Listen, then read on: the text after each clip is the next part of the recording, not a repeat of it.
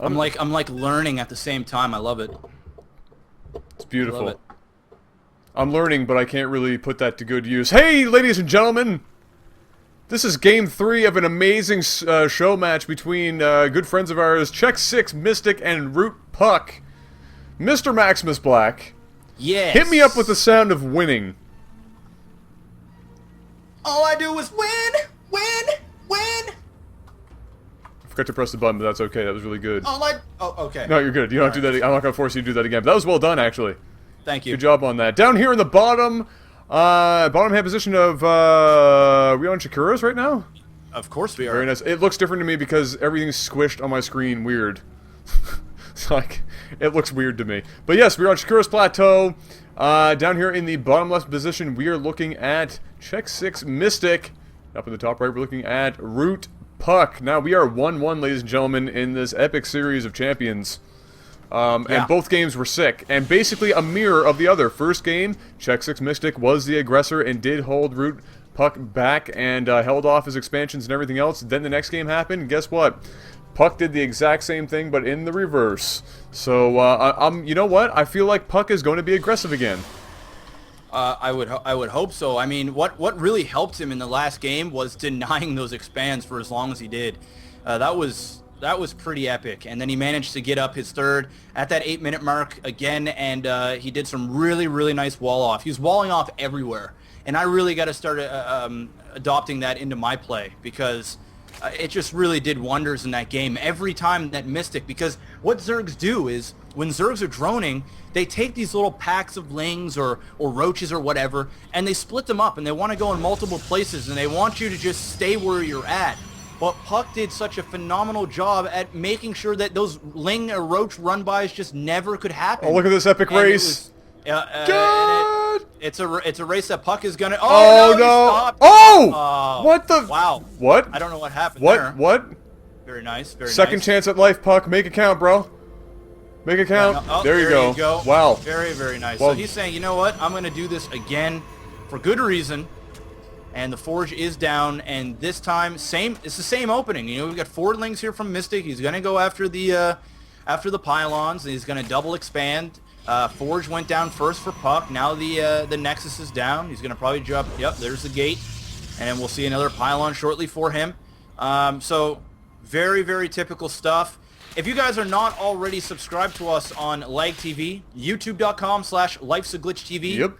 And Facebook.com/LAGTV, Twitter.com/LifeSAGlitchTV, YouTube.com/LifeSAGlitchTV2, and I think that's all the stuff that we do. Yeah, together. pretty much. That's just about all of it. Of course, we have solo content as well. YouTube.com/MaximusBlack and YouTube.com/ComputerPlayer1 because I was too lazy to make another Gmail account. Boss. That's how I roll, son. Awesome. You know, I'm interested as to why Puck decided not to be as aggressive with his blocking as he was the last game. Maybe he felt that it wasn't necessary, or didn't really turn out to be as necessary last game, or as helpful last game as it did. But he just used the pylons. There was no aggressive blocking this time, and so while he's still ahead, it's not quite as crazy as it was the game before. Yeah, well, the thing was, when it came to that blocking, is he had to take his probe over to that third area, so he didn't have a probe really to chuck down that gateway, and he didn't have the minerals to chuck down that gateway and the pylon up top because it would just really hurt his tech. But I think he needed to do it. I think he got the job done. Once again, he put down the pylons and he denied the expands for a reasonably good time. And once again, Mystik is going to have to drone heavy after this. He is droning pretty good right now. But once these hatches finish, he's just going to be pumping drones like a mother. And hopefully Puck will do the same thing that he did last game, and that's apply pressure. We already have 2 stalkers on their way out to the middle of the map. So he's going to try and force either some lings out or force maybe a spine crawler to go down here for Mystik and just kind of slow down that drone production and hopefully get down that 8-minute expand again because he's only about 1 minute and 30 seconds away from it. I'm watching a space water shark right now. Sweet. I never noticed that on that map, this map before, actually. I have seen the flying space shark on the custom map. I haven't seen that one. Yeah, no, this is the pressure that we're hoping to see here. Here are the first two stalkers. Gonna have to be careful. Not going to want to lose those this early. A couple more, or one more, is on the way, and a pylon just to poke himself out a little bit further is being placed down right now, because I feel that's also going to come in handy as we approach the 8-minute mark. Guess what comes up in around 8.5 minutes, Jeff? Nexus? Puck's Nexus. Oh, okay, yeah. It's actually going to happen at 7:42. Oh wow! What? Damn. So he's dealing quite a bit of damage with these 3 stalkers, but Mystik is doing a good job at microing and really taking minimal losses, if any. He might have got maybe 1 or 2 lings out of that. So he's doing a great job, and now Mystik is sitting at a whopping 54 drones and against 46 probes, and once again, Puck walling off everywhere, and I just really love that about his play. Absolutely. It's really good to see, and it works really well once again from those ling run-bys. Yeah, Mystik is really greedy. I've noticed that in his play. He's a pretty greedy player. He loves to get his macro going. He waits quite a while to get metabolic boost. He doesn't drop the roach warren until later. He does have it now, but he hasn't made any roaches or anything like that. In fact, I don't even know how many roaches I've seen from Mystik in this entire series. I can probably count them on one hand, I think. I don't think we've seen very many at all. And in fact, you know, I have noticed that as well. He's incredibly greedy, so much so that when his opponent, like we're seeing here from Puck, is aggressive, it loses him heavily the map control. I mean, he tries to push out now with his metabolic boost, but the walls are up. The units are out. The choke points have been made here by Puck. Nice and there it is. And now look at this. He's going to get some free kills. Man, that was beautiful. Got a warp in at the very last second. Some nice force fields there. And Mystik was trying to get another run by, as you seen earlier. Oh, and just as I'm talking about it, the roaches are out trying to deal damage, but he doesn't have enough for force field, so he is going to be able to keep these roaches alive. Nice little pick off of that cannon, not losing any roaches in the process. But that was such a clutch warp in from Puck, and that was some fields as well. There is enough for a couple of force fields, so Mystik really needs to watch it and not get a bunch of these roaches caught into a force field fire and then losing half of them. And it's gonna, oh no. You know what? Mystik is looking very all-in-y right now, sir. He's not, he cut drone production entirely, and he's pushing nothing but units up the map right now. He's basically given up entirely, and more, another 5, 6, 7, 8 roaches on the way. I think Mystik just wants to end this very quickly, and he's doing a pretty good job of it right now, but Puck with epic force fields holding off on both chokes. No, he's not doing a very good job at ending this game. He's actually putting himself further and further behind in this game. I mean, this, I don't even know how you can even attempt to go in at oh, these, yeah. So many sentries, and Immortal is oh, out. that force field. Oh, he lost one gate there. These roaches are very vulnerable. Is he going to get hit by a force field? And he does. He's going to lose all of these roaches. And like Adam said, he stopped building drones, and this is really looking bad for Mystik. He's only picking off 1 or 2 gateways here and there. He's sitting on a crud ton of minerals. I'm not sure he knows what to do. He's just streaming in roaches right now.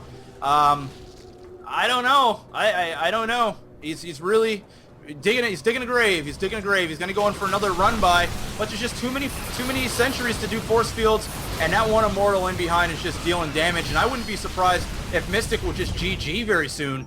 I don't know how he's gonna come back in this game. I really don't. No, I mean, it's going to be very difficult for him to do. I mean, the amazing thing about Puck's play here is that, again, like I was saying before, his building placement is really what helped him defend that. If there was none of these, warp gates here, he would have had a hell of a time trying to stop all this. Yep. But instead, he just had to throw down a couple of force fields, and he was building up units within this choke as Mystik kept throwing units into the grinder, and he's doing it again here. And look at what Puck is doing. Building up more unit count behind this wall and putting out more damage. And he's going to be able to turn around and probably take Mystik's 4th or 3rd. And Mystik getting even greedier now, throwing more in as he brings more units up. I don't know what Mystik is thinking, but he's getting awfully freaking greedy, sir. Well, yeah, there was actually one point there where Mystik was doing a decent job at he going broke that in left wall. Yeah, Yeah, he did reasonably well, but he got rid of a couple more gateways, so he's doing okay. He's doing better. That second push there was much better, but once again, Puck did a nice job at denying access into his natural. Mystik does have that fourth base up, but still no drones on there yet. He hasn't really been droning up. 57 drones to 66 probes. No, he's been units the whole time.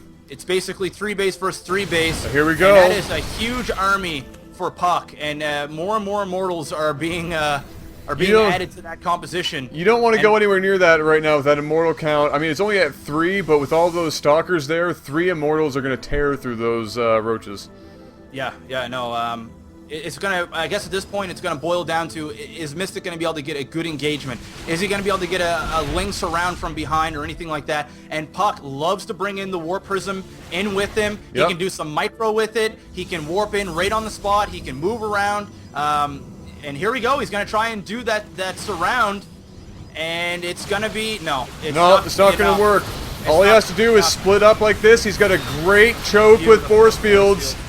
And while there's nowhere for him to really blink micro, except for right into the middle of his units, he's going to be able to wipe the floor with all of these. Look at this. 2 immortals still, 1 left. We could see a GG here from Mystik. I mean, he just got totally owned. And you know what? Mystik did the right thing. That was about all he could do. And there's the GG. Yeah, that was all he could do. Just try and hope and pray that he could get us around. But Puck nailing those force fields, and that was, once again, a one-sided game. From Puck, and I think mainly because Mystik just kind of overextended himself. That was a massive overextension with those pushes. Yeah, no, great series from both players. Phenomenal series from both players, and I'd like to thank them for both coming out and doing that for us on short notice. It was just great play by both guys, and Puck really. I have to say, what I like about Puck's PVZ is the fact that he knows how to use his structures to his advantage, so much so that the structures in that game pretty much won him that game. Yeah, well, I mean, once that second wave failed, and all he really killed was a couple of gateways, I mean, we knew it was game over. There was just no way.